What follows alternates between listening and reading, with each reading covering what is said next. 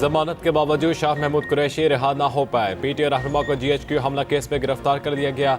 DC ने शाह महमूद कुरैशी की नजरबंदी के अहकामात भी वापस ले लिए थे।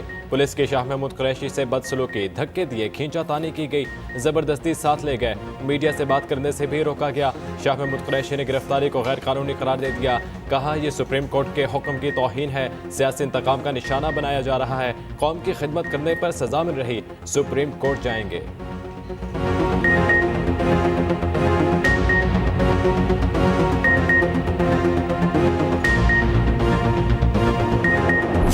हमारा राब्ता नहीं हुआ है, ना ही हमें मालूम है कि वो इस वक्त कहाँ पर है, ना ही उन्हें किसी थाने लेके गए हैं, ना उन्होंने किसी कोर्ट में पेश किया है रिमांड के लिए अभी तक। तो इस वक्त जहां तक हमें मालूम है, क्योंकि हमें कोई कागजाती कार्रवाई नहीं हुई, हमें कुछ नहीं बताया गया, मैं तो कहूंगी कि उन्हें अरेस्ट नहीं किया गया, उन्हें अफवाह किया गया है, क्योंकि इस वक्त हमें बिल्कुल भी नहीं मालूम कि वो हैं किधर। फिक्रमंद हूँ, मेरे वालिद कहाँ हैं, नहीं बताया जा रहा वालिद को कहाँ लेकर गए। पीटीआई रहनुमा की साहबजादी मेहरबानो कुरैशी की एक्सप्रेस न्यूज के प्रोग्राम कल तक में गुफ्तगू। कहा वालिद की गिरफ्तारी के वक्त रुतबे का ख्याल रखा गया, ना ही उम्र का लिहाज। इलेक्शन लड़ना शाह महमूद कुरैशी का हक है जो उन्हें मिलना चाहिए। बैरिस्टर गौहर ने कहा सुप्रीम कोर्ट को शाह महमूद कुरैशी का मामला देखना चाहिए। शफाफ इलेक्शन के लिए जरूरी है गिरफ्तारियां न की जाएं। अदलिया से गुजारिश है लोगों की हिफाजत यकीनी बनाएं। दोबारा गिरफ्तारी के खिलाफ हाई कोर्ट जाने का ऐलान।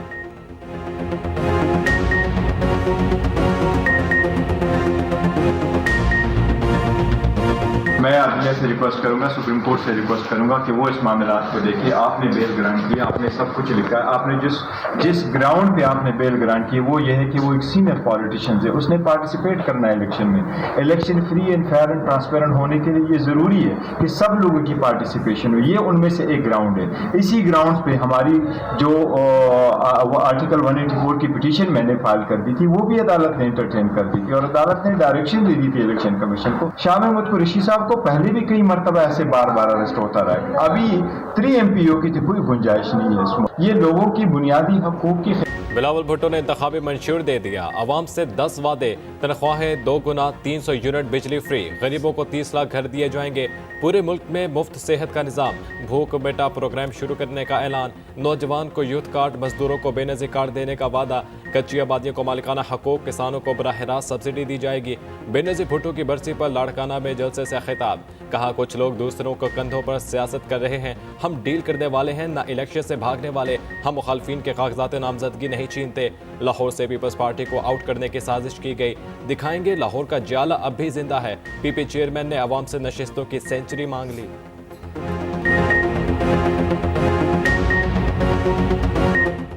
पाकिस्तान करीब नहीं, सिर्फ इस्लामाबाद करीब है। मसला किसी शहर का नहीं, लोगों की सोच का है। इस्लामाबाद में बैठे लोगों को कुछ नजर नहीं आता। बहुत आए बहुत गए, मगर नाम भुट्टो और बीबी का है। आसिफ अली जरदारी का जलसे से खिताब। पीपल्स पार्टी ने हमेशा वादे पूरे किए। भुट्टो रेफरेंस की समात पर कह सकता हूँ, कर्ज उतार दिया।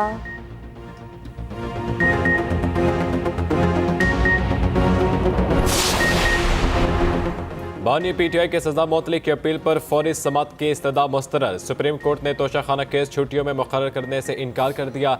कायम मुकाम चीफ जस्टिस सरदार तारिक मसूद ने रिमार्क्स दिए, छुट्टियों में 3 रुकनी बेंच दस्तयाब नहीं। तोशाखाना में सजा के खिलाफ अपील ज़ेर इल्तवा है। अपील ज़ेर इल्तवा हो तो सजा मुअत्तल होने की मिसाल नहीं मिलती। जस्टिस अतहर मिनुल्लाह ने रिमार्क्स दिए, हमने कानून देखना है, अपील ज़ेर इल्तवा हो तो सजा मुअत्तल नहीं होती। उधर अडियाला जेल में 190 बिलियन पाउंड रेफरेंस पर समात कल तक मुलतवी। मुल्जिमान को रेफरेंस की नकूल फराहम ना की जा सकी। तौहीन इलेक्शन कमीशन केस की समात भी बगैर कार्रवाई मुलतवी। बानी PTI पर फर्द जुर्म आयद ना हो सकी। पंजाब के मैदानी इलाके शदीद धुंध की लपेट में। मोटरवेज पर हद निगाह सिफर, कई सेक्शंस ट्रैफिक के लिए बंद। GT रोड पर भी हद निगाह शदीद मुतासिर। ट्रैफिक की रवानी मुतासिर। लाहौर और मज़ाफ़ाती इलाकों में भी हर शय धुंधला गई। बागों के शहर में फ़ज़ाई आलूदगी इंतहा पर। आलूदा तरीन शहरों में लाहौर का पहला number. Air quality index 512 record. Parliament supreme court को रेगुलेट करने का इख्तियार रखती है। पार्लियामेंट के बनाए गए एक्ट में किसी तौर पर भी आईनी खिलाफ वर्जी नहीं की गई। सुप्रीम कोर्ट ने प्रैक्टिस एंड प्रोसीजर एक्ट का तफसीली फैसला जारी कर दिया। कहा गया कि एक्ट से पार्लियामेंट ने सुप्रीम कोर्ट को नीचा नहीं दिखाया। अदलिया मजबूत और ज्यादा खुद मुख्तार हुई। इंसाफ तक रसाई में आसानी आई। जस्टिस याहिया अफरीदी का 24 सफ़हात का इजाफी नोट भी शामिल। कहा अपील का हक देना आईनी तरमीम से मुमकिन है। पार्लियामेंट अपील का हक देना चाहती है तो दुरुस्त रास्ता अपनाए। पार्लियामेंट सादा कानून साजी से सुप्रीम कोर्ट के असल दायरे अख्तियार में अपील शामिल नहीं कर सकती।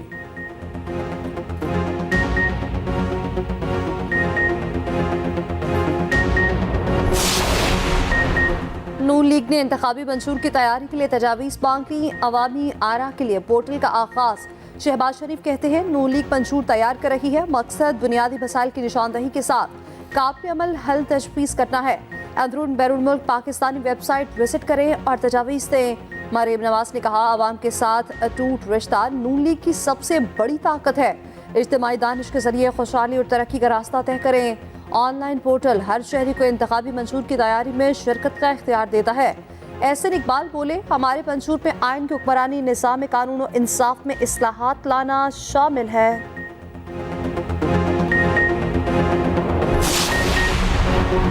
बानिया पीटीआई ने 2 नए बैंक अकाउंट खुलवाने के लिए जेल में बायोमेट्रिक करा लिया। खसूसी अदालत ने बानिया पीटीआई की दरख्वास्त मंजूर कर ली। दोनों बैंक अकाउंट सिलेक्शन अखराजात के लिए इस्तेमाल होंगे। अदालत की इजाजत के बाद निजी बैंक के अमले ने जेल में कार्रवाई मुकम्मल की। उधर बल्ले के निशान से मुतालिक इलेक्शन कमीशन का तवील इजलास। पेशावर हाई कोर्ट के फैसले का जायजा। आज दोबारा इजलास बुलाने का फैसला।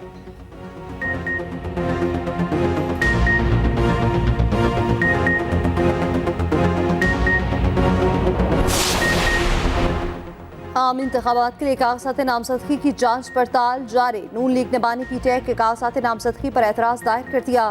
NA 122 के कागजात पर नून लीग के वकील ने एतराज़ किया।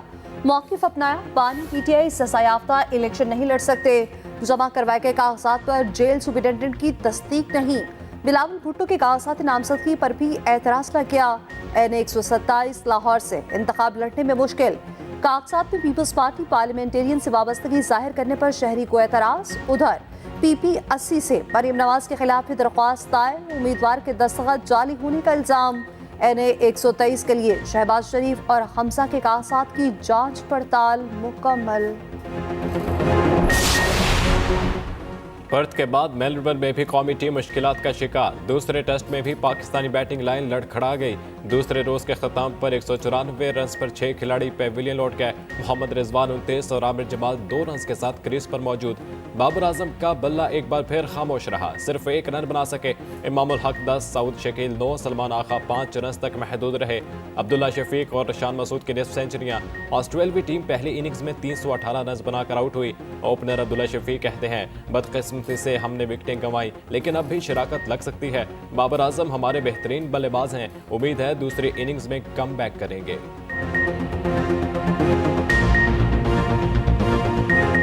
पाकिस्तान का दिफा नाकाबिले तस्खीर। जदीद तरीन नेविगेशन सिस्टम से लैस फतह 2 मिसाइल का कामयाब तजुर्बा। ISPR के मुताबिक 400 किलोमीटर तक अहदाफ को निशाना बनाने की सलाहियत रखता है। सदर वज़ीर आज़म, chairman joint chiefs of staff committee और आर्मी चीफ की मुबारकबाद।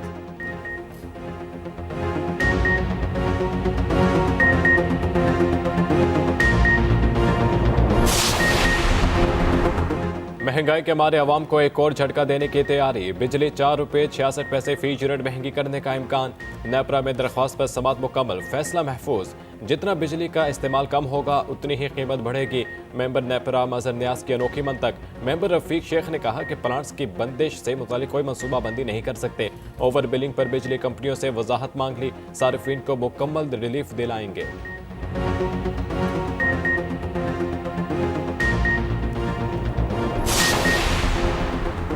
2018 में 272 सीटों में से 270 पर इलेक्शन हुए। पीटीआई ने 116 नशिस्तें जीतकर वाज़ेह बढ़तरी हासिल की। नून लीग 64 नशिस्तों के साथ दूसरी बड़ी जमात बनी। पीपल्स पार्टी 43 सीटों के साथ तीसरे नंबर पर रही। अक्सरियती जमात की हैसियत से तहरीक इंसाफ ने हुकूमत बनाई। पंजाब में नून लीग की बढ़तरी के बावजूद पीटीआई ने इत्तेहादी हुकूमत बना ली। सिंध में 74 सीटों के साथ पीपल्स पार्टी ने बढ़तरी दिखाई और हुकूमत बनाई। खैबर पख्तूनख्वा में पीटीआई ने 97 में से 65 नशिस्तें हासिल की और इक़्तिदार हासिल किया। बलूचिस्तान में बाप पार्टी ने दीगर जमातों के साथ मिलकर हुकूमत बनाई।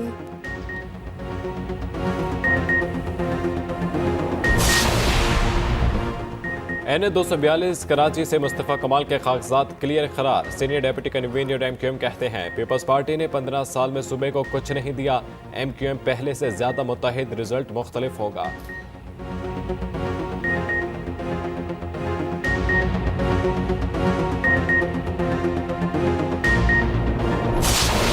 गजा पर इजरायली जारियत का सिलसिला न थम सका। 24 घंटों में 200 से ज्यादा हमले, 250 के करीब फलस्तीनी शहीद। इसराइल के भयानक जुराइम सामने आने लगे। जनूबी गजा में इसराइली ट्रक से 80 फलस्तीनियों की लाशें बरामद। शाहदा की मैयतों की बेहुरमती, आसा भी चुरा लिए गए। खान यूनिस में शदीद बमबारी, कई घर तबाह। फलस्तीनी हिलाल अहमद के हेडक्वार्टर पर भी हमला। नूरुल शम्स पनाहगुज़ीन कैंप पर इसराइली ड्रोन हमला, 6 से ज़ायद शहीद, सैकड़ों जख्मी। हमास के हमलों में मज़ीद 2 फौजी जहन्नुम वासिल। तुर्क सदर तैयब एर्दोगान ने नेतन्याहू को मौजूदा दौर का हिटलर करार दे दिया।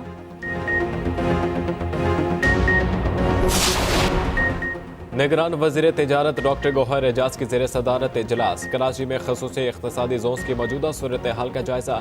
डॉक्टर गौहर एजाज ने कहा कि हुकूमत अफरादी क़ुव्वत की महारत बेहतर बनाने के लिए प्रोग्राम नाफिज करने का इरादा रखती है। इक़्तिसादी तरक्की के लिए हुकूमत और निजी शोबे के मुश्तरका कोशिशों की ज़रूरत होती है।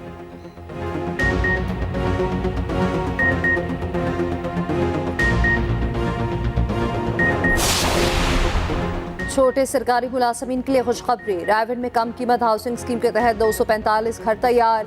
घर 15 जनवरी को छोटे सरकारी मुलाजमीन के हवाले किए जाएंगे। वज़ीर पंजाब की रकबाजी रायगढ़ का दौरा, 9 तामीर शुदा घर देखे, सहूलियात का जायजा लिया। उधर मोहसिन नकवी का सर्विसेज और गंगाराम अस्पताल का अचानक दौरा, अपग्रेडेशन के कामों का जायजा। शहरियों की शिकायत पर फौरी हिदायत जारी।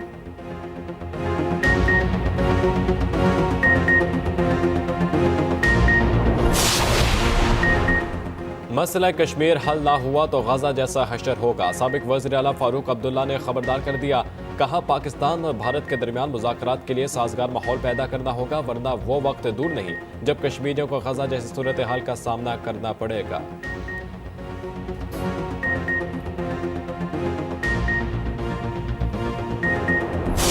इंग्लिश प्रीमियर लीग में लिवरपूल ने पहली पोजीशन पर कब्जा जमा लिया।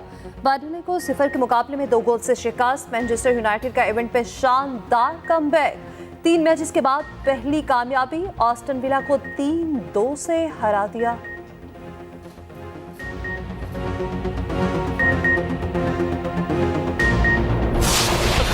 आलमी शोहरत याफ्ता फुटबॉलर क्रिस्टियानो रोनाल्डो ने एक और एजाज हासिल कर लिया। 2023 में सबसे ज्यादा 58 गोल करने वाले खिलाड़ी बन गए। संगे मील अल इत्तेहाद के खिलाफ मैच में 2 गोल दाग कर अबूर किया।